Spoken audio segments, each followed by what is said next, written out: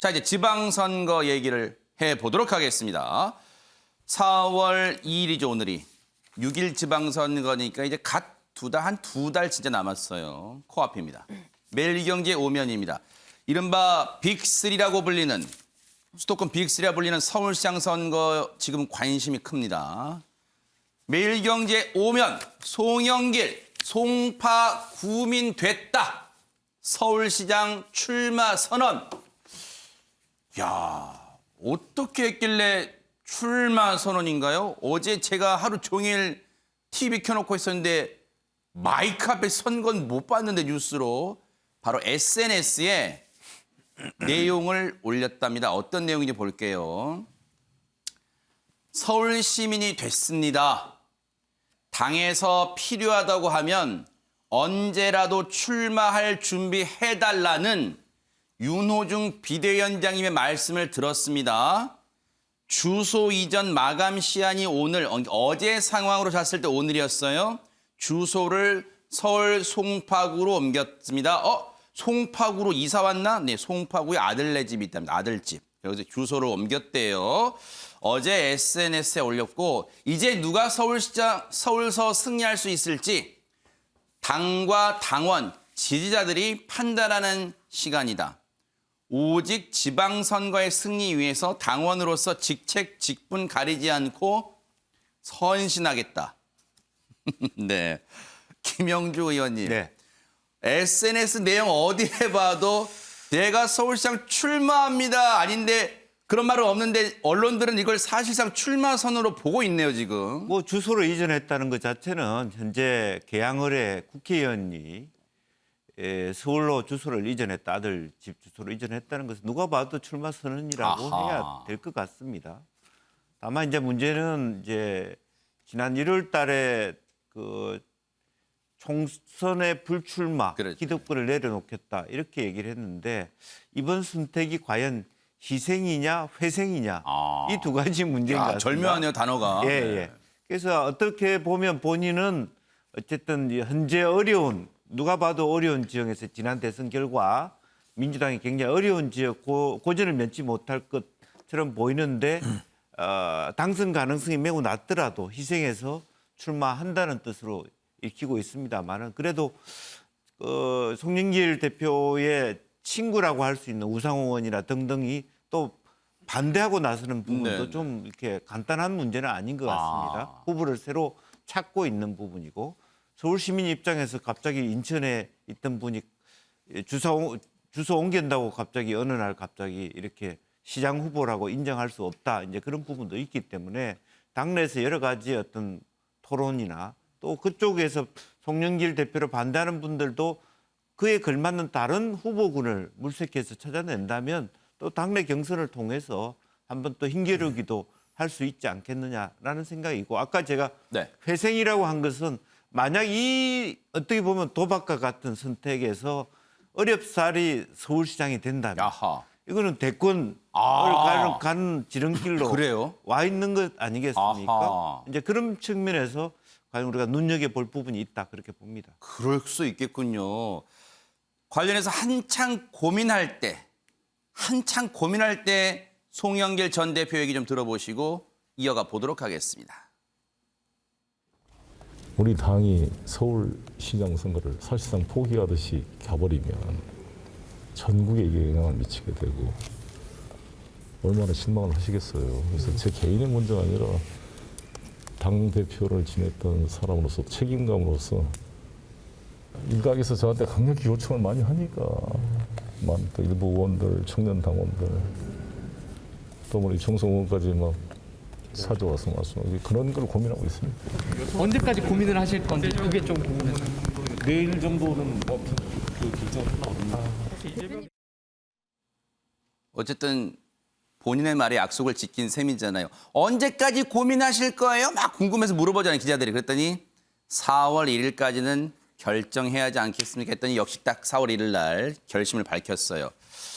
그런데 시청자분들 궁금하실 거 아니 송파 구민 서울로 이사 오려면 진작에 오지 왜 어제 왔나?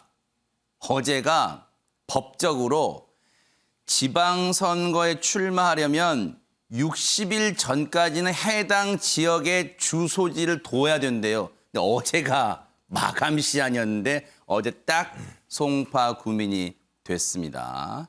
자, 참고로 말씀드린 거고요. 자, 관련해서 한겨레 기사를 좀 볼게요. 한겨레 기사는 이제 당내 분위기를 좀 전하고 있어요. 보세요. 한겨레 6면입니다. 송영길 주소 옮긴 날 새 인물을 찾아 나선 서울 의원들. 서울의 지역구를 둔 국회의원들 얘기하는 겁니다. 민주당 제동 걸린 송영길 추대론. 송영길 전 대표는 앞서 말씀드린 것처럼 주소 송파구로 옮겼어요. 송파 구민 됐습니다. 시장직 도전. 만약에 정말 좋은 결과 있으면 김영주 의원님 말씀처럼 대선으로 고고 그런 내심 기대를 하고 있겠죠.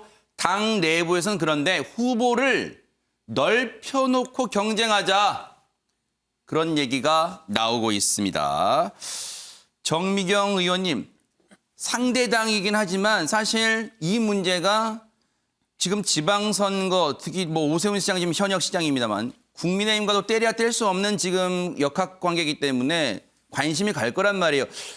이 추대론까지는 아니지만 어쨌든 제동이 좀 만만치 않은 상황 같아요.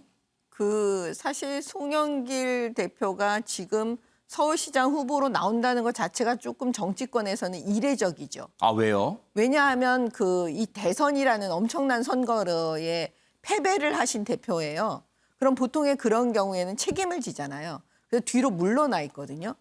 근데 그 기간이 그래도 좀 오래 있다가 다시 등장하시는데 너무 빠르다. 이렇게 금방 이게 저기 책임지는 모습이 전혀 보이질 않잖아요. 아하. 이런 부분들이 당원들 입장에서 이게 우리 경우도 만약에 그런 경우라면 전 똑같이 말했을 거예요. 그래요? 당원들이 생각하실 때 이게 맞나라고 생각하실 수가 있고 제가 기억나는 건 네.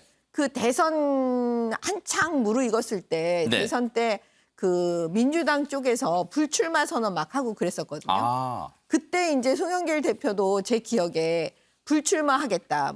젊은 지역 정치인들한테 네네. 길을 터주겠다 막 이런 말씀 많이 하셨거든요.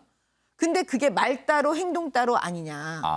아니 이게 또 꼼수처럼 보여지는 거예요. 왜냐 나는 국회의원 안 나간다고 했지.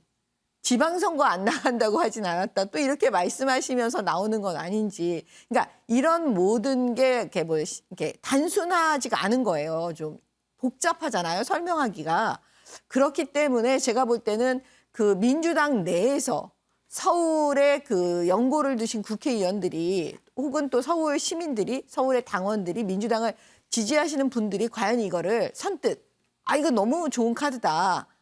이거 너무 잘했다. 이렇게 받아들이시기 좀 어려울 것 같다는 생각이 드는 거예요. 네. 그래서 제가 볼 때는 결국에는 경선을 치를 거냐, 차출론이냐, 막 이거에 대해서 이제 고민 많이 하실 건데 핵심은 저는 그렇게 봐요. 이분이 이렇게 송영길 대표가 나오시게 된 이유는 결국은 2심에 있다. 이재명. 이재명 후보께서 과거에 이재명의 민주당을 만들겠다 그랬거든요. 네네. 그러면 지금의 민주당은 이재명의 민주당인가 보다라고 저희가 추측을 하는 거예요. 이재명 그 후보께서 전 지사께서 송영길 대표한테 나가라고 하지 않는 한 제가 볼 때는 이거는 이렇게 될 수가 없는 거거든요. 네. 결국 2심은 송영길한테 있다. 이렇게 보여집니다. 일각에서는 이제 이재명의 이자를 따온 이심이라는 표현도 쓰지만 이재명의 명자를 따온 명심이란 또 표현을 쓰기도 하더라고요. 언론마다 신문마다 좀 다른데 어쨌든 그 얘기를 하신 거예요. 그럴 수도 있어요. 시청자분들께서 대선 기간에 총선 불출마 선언하지 않았어요? 라고 물어보면 송영길 전 대표가 그럴까요? 저 총선 안 나간다 그랬지 지방선거 안 나간다는 말은 안 했습니다. 라고 할지는 모르겠습니다. 자, 관련해서 지금 송영길 전 대표의 차출이냐 자출이냐 이런 논란도 있습니다만 긍정적으로 평가하는 목소리와 거센 반대 목소리 같이 한번 들어보시고 이어가 보도록 하겠습니다. 이 서울시장 선거가 어렵다 보니까 아무도 나오려고 하지 않은 거예요. 사실 어떻게 보면 죽으러 가는 거, 희생하는 거기 때문에 좀 그런 역할을 좀 해달라라는 그런 취지가 있었습니다. 송영길 대표의 반응은 어땠습니까? 만약 이 독패를 본인이 들어야 된다라고 예. 한다면 기꺼이 하겠다라는 그런 의지는 결연한 의지는 좀 보였습니다. 글쎄 저는 뭐 별로 동의를 잘 못하겠습니다. 어쨌거나 뭐 불출마 선언을 대선 기간 중에 했었고요. 네. 대선을 패배했을 때 당 대표였고 예. 또 지역 연고 기반이 인천이고. 네. 근데 갑자기 서울로 오신다. 뭐 그런 것들을 감안하면은 조금 자연스럽지는 않죠. 자연스럽지 않다.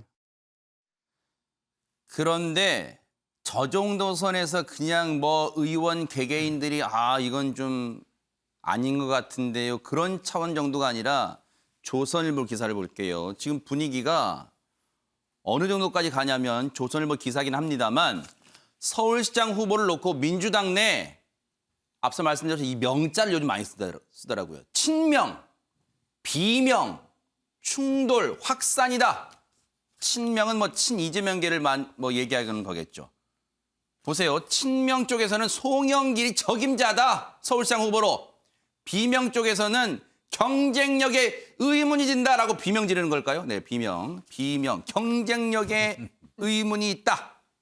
유용하 교수님. 예.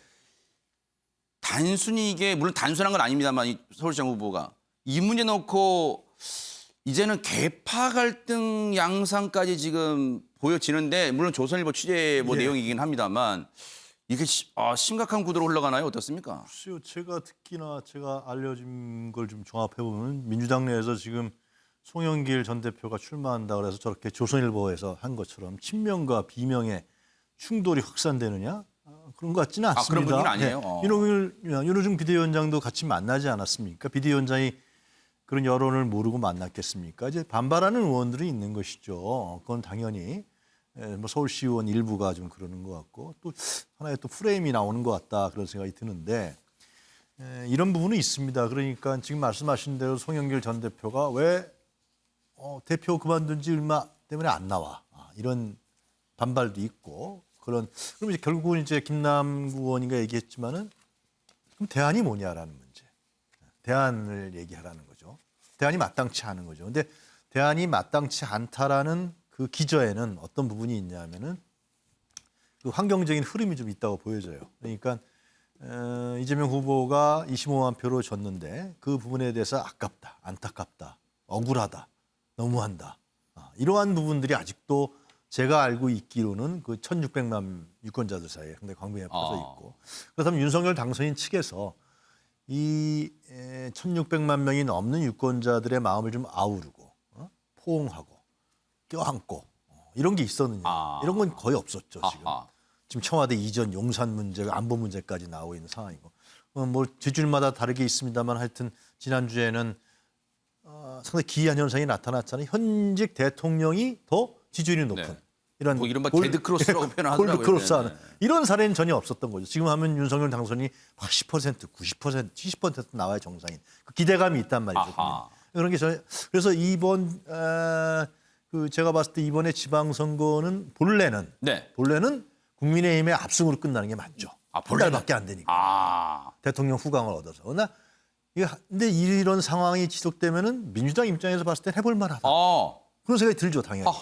이런 상태가 지속이 된다면. 네. 그리고 이제 민주당을 이재명 후보를 지지했던 사람들은 실제로 상당히 그런 바람을 갖고 기대와 희망 그런 측면에서 봤을 때 저는 저 송영길 전 대표가 대한부제로서 나오는 부분이 나름대로의 명분과 타당성을 가질 수가 있다라는 거 생각합니다. 근데 문제는 이제 그거죠. 뭐 여러분들이 잘 얘기하셨습니다만 송영길 전 대표가 이제 비문이고 이제 문재인 정부에서 전혀 중심 인물이 아니었죠. 그리고 지난번에 이제 뭐 출마하겠다 그러지만은 정치 교체를 얘기하면서 사실상 자기 기득권을 내려놨었고 이런 부분들이 그리고 이제 뭐 테러까지 당하지 않았어요. 그리고 선거 진날 바로 그만뒀고 이런 측면들은 긍정적 요소를 작용할 텐데 하나 염려되는 건 뭐냐면 이번에 서울시 선거에 서울시에서 이재명과 윤석열에서 47만 표를 줬단 말이죠. 출구조사의 기록에 따르면은 그럼 결국 부동산 문제거든요. 과연 송영길 아직도 부동산 문제에 대한 세금을 많이 내고 부동산 문제에 대한 불만과 불신 이런 부분이 아주 서울 시민들이 있단 말이죠. 자, 이거를 과연 송영길 전 대표가 어떻게 수정시키면서 자기 자신을 통해 갖고 그러면 서울시의 부동산 문제와 삶의 문제를 해결할 수 있다. 이런 부분에 대한 구체적인 플랜 이런 부분을 제시하느냐. 저는 그것이 네. 관건이 될 것 같아요. 뭐 후보 경력이나 이런 거 봤을 때는 해볼 만하다는 생각을 좀 많이 갖는 것 같아요. 네. 앞서 한겨레 기사 한번 보여주세요. 제목 잠깐 볼 게 있어서요. 네. 저 제목에 좀 눈길이 가는 게 뭐냐면 송영길 주소 옮긴 날 새 인물 찾아 나선 서울 의원들. 서울의 지역구를 두고 있는 국회의원들이 움직인 거예요. 문인철 평론가님. 예. 이게 그냥 뭐 어떤 개인적 감정 그런 것보다도 서울시장 선거가 있는 날은 구청장 선거도 같이 열리죠. 그리고 지역구를 서울에 둔 국회의원들이 움직였다. 이번 지방선거 다음 2년 뒤에는 국회의원 선거가 있어요. 총선이. 서울시장 선거가 개인의 당락 그것도 있지만 앞서 말씀드렸죠. 지금 서울 25개 구의 구청장의 운명과도 같이 간 동조 현상이 있단 말이에요. 그것도 그다음에 2년 뒤에는 만약 지방선거에서 결과가 좋지 못하게 되면 서울 민심도 장담 못한다. 이게 지금 연계돼 있다 이런 생각도 해봅니다. 그렇죠. 당에서는 그 특정인의 정치적 야망을 해서 도박을 선택할 수도 있겠지만 지역구를 서울에 둔 의원들이나 또는 구청장 그리고 시의원, 구의원들은 절박하죠. 그 만약 당선이 못 되면 이런 연쇄 현상으로 결합 현상으로 만약 못 이긴다 그러면 본인들한테 여파가 오거든요. 그래서 그러한 염려들이 무척 많을 겁니다. 송영길 의원은 대표적인 86세대이죠.